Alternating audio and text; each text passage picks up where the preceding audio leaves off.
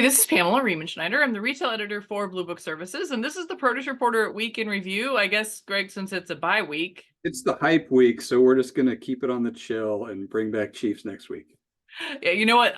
You know what's hyping a lot this week? Avocados. Avocados are hyping a ton this week. This is their time to shine. We had a really cool graphic from Ag Tools talking about the opportunities and the growth of avocados over the last couple of years.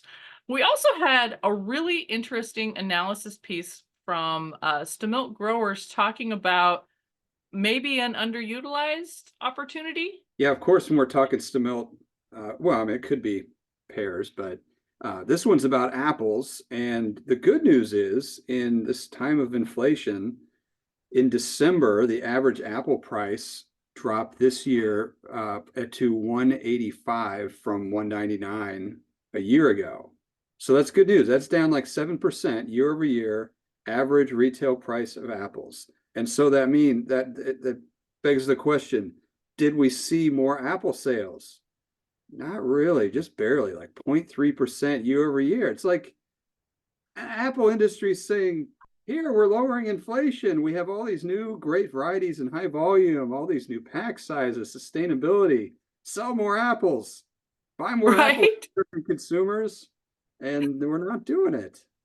And then that's what kills me. And that's what's like just I am on, here's my weekly what I've been seeing on TikTok. People are griping about super expensive strawberries. Did you know it's January?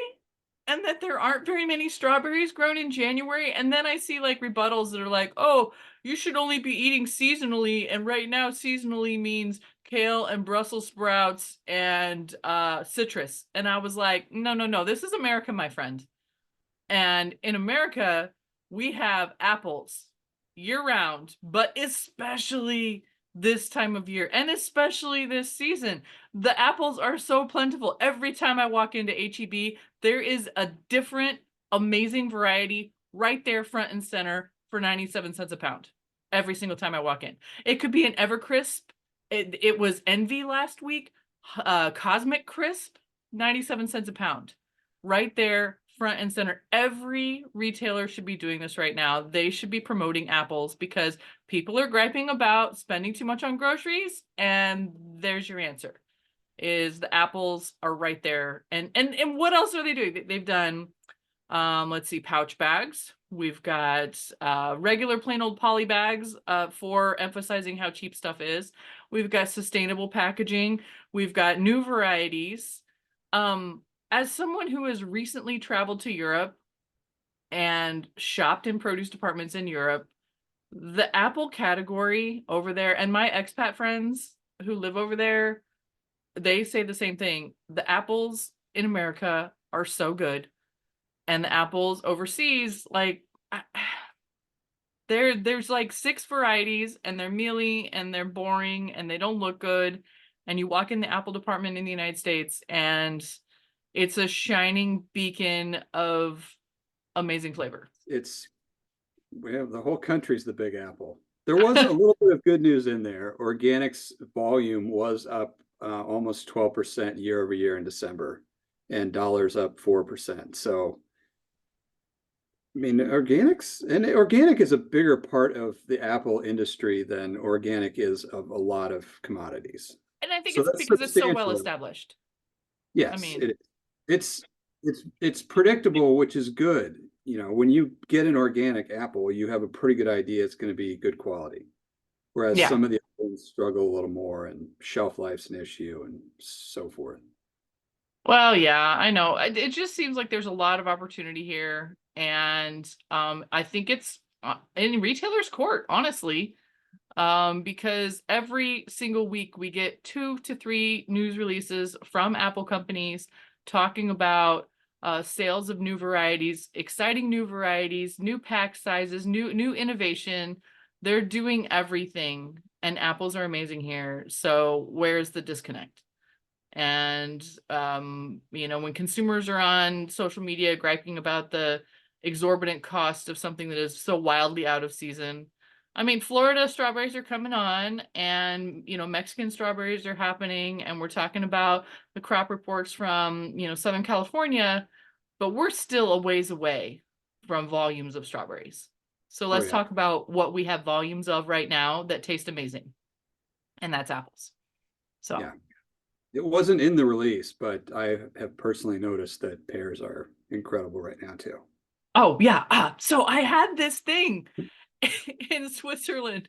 It was like a piece of toast and like some kind of charcuterie meat, and then a pear, and then this amazing cheese on top, and it has reinvigorated pears for me in my household. I made a grilled cheese sandwich with a slice of pear in it the other day, and it was amazing. So yes, pears as well. I mean, I don't want to leave them out of the spotlight, but yes, apples and pears follow along my trending topic for the year, which is fiber, because pears are one of the highest fiber items in the produce department. So yeah.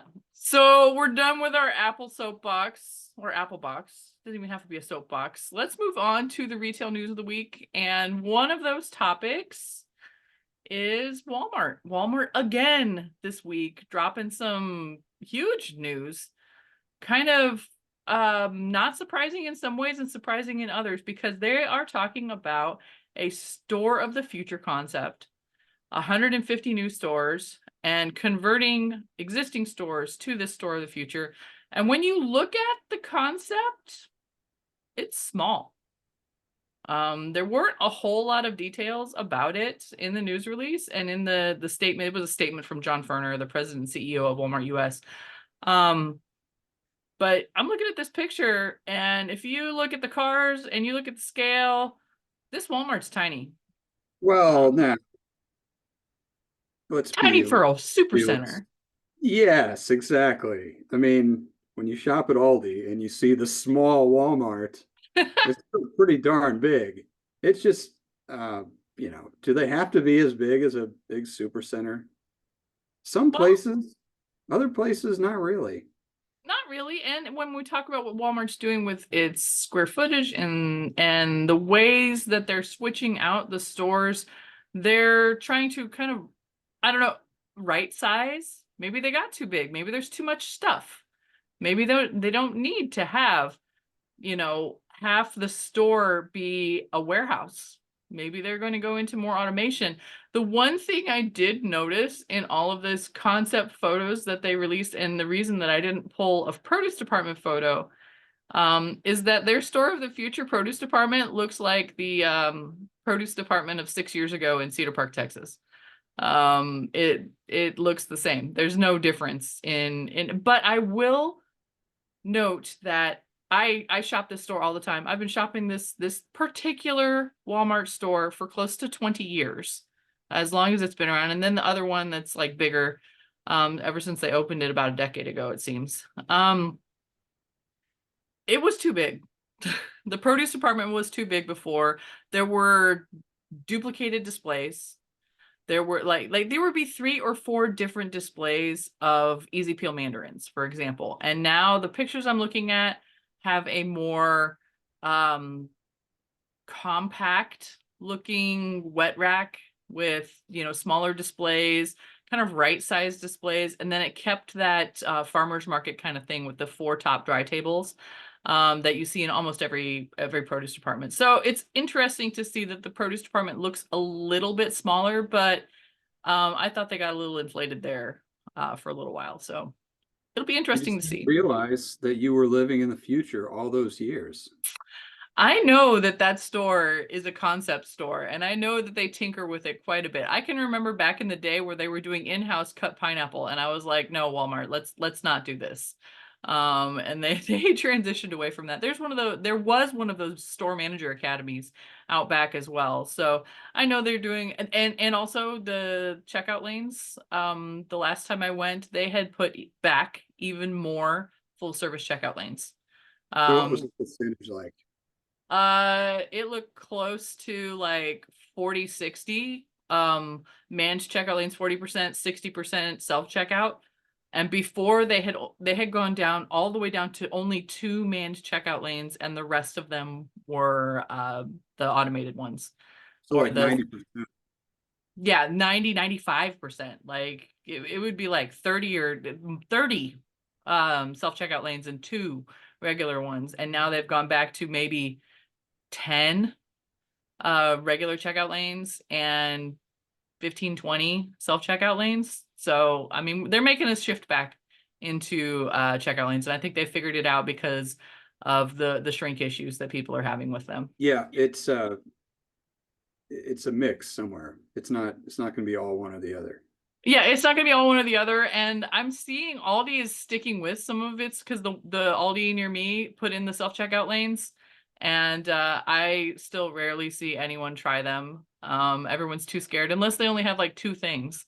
So maybe they're encouraging the people who are gonna go into Aldi for 1 or 2 things instead of you got to do the major stock up. When we were in Germany, we were at Lidl, and the kids, they know it's Aldi and Lidl are basically the same in Germany. And there was a lady in front of us who had like the biggest grocery basket we've ever seen. And those checkout people, even in Germany, go as fast as possible. And it's crazy to see. And here we are, we forgot we forgot our euros. So we were all carrying our stuff because we didn't have something to get the quarterback cart. We couldn't Right. do that. So 3 of us had to carry our stuff, and we didn't have bags either. So we're just doing the walk of shame out of the Lidl in Germany.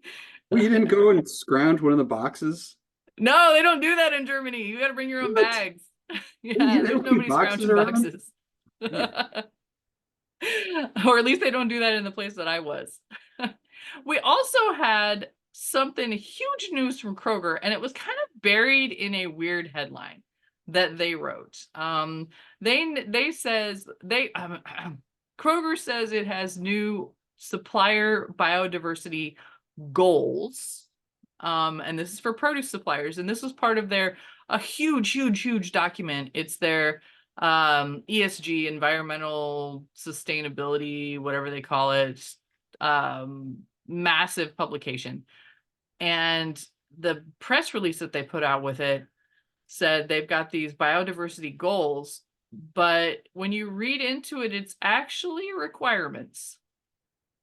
Oh yeah, that's a big difference. It says they are requiring all fresh produce suppliers to use integrated pest management practices for all produce products supplied to Kroger by 2028 or 30, depending on the size of the grower. That is a huge deal. I mean, that's only 4 years. And then as if they spell it out. They list about a dozen certifiers that are qualified under their program. So I mean, many suppliers use various levels of IPM, but I don't know what percent would be officially certified. I mean, there's some cost involved with that. So Yeah, because that's what I had said, is that IPM is kind of one of it's like a baby step. Because I as long as I've been covering the produce industry, I've been hearing about growers talking about IPM, and it makes so much sense because it makes a business case, because no grower wants to be using excessive pesticides. They want to make sure that they're using the right approach for where they're growing, what they're growing, the pests that they're facing. And I mean, there's nuance to it, and I'm oversimplifying what integrated pest management is, but to add that certification onto it makes me go, I know that, growers are doing the best they can on a lot of these things, but it's also like another layer of certification. It's another layer of cost. It's another layer of tracking and paperwork, well, digital paperwork. But I can only imagine that it's just another dread is probably what people saw when they got probably the supplier letter about this. This was, I'm sure, announced to the grower community outside of a press release for the fluff news cycle. yeah, I can't help but think this wasn't exactly welcomed, even though the concept itself Right. is one that's easily acceptable. And I mean, it just fits in with the whole sustainability idea generally. I mean, growers want to keep their businesses sustainable, so how can they do it with the least amount of cost? Yeah. The other ones, I'm reading through the list. It's like Be Better with bees, right? Biodynamic, certified sustainably grown, EFI. We work quite a bit with EFI, the Equitable Food Initiative, Fair Trade, International, Fair Trade USA, Global Gap, Leaf Mark I've not heard of, MPS I've not heard of. But when we get it down into like regenerative organic, woof, that is not simple. And that is not without cost, significant cost and significant investment. And then also at the very bottom, USDA organic or international equivalent. I mean, it's going to push some people to get the certification they need to just continue to sell to Kroger. And is it going to move the needle on sustainable practices? Possibly. But I think a lot of growers were already headed that way as far as IPM goes, at least. And it could be a much bigger chain by 2028. Oh yeah, I mean, gross. it could be. We don't know. We're still waiting to hear back on if that's going to close in the first half of 2024. But for now, we're going to close it out. That's it for the Produce Reporter Weekend Review. If you are not getting the Produce Reporter newsletter, you need to go to producebluebook.com and sign up.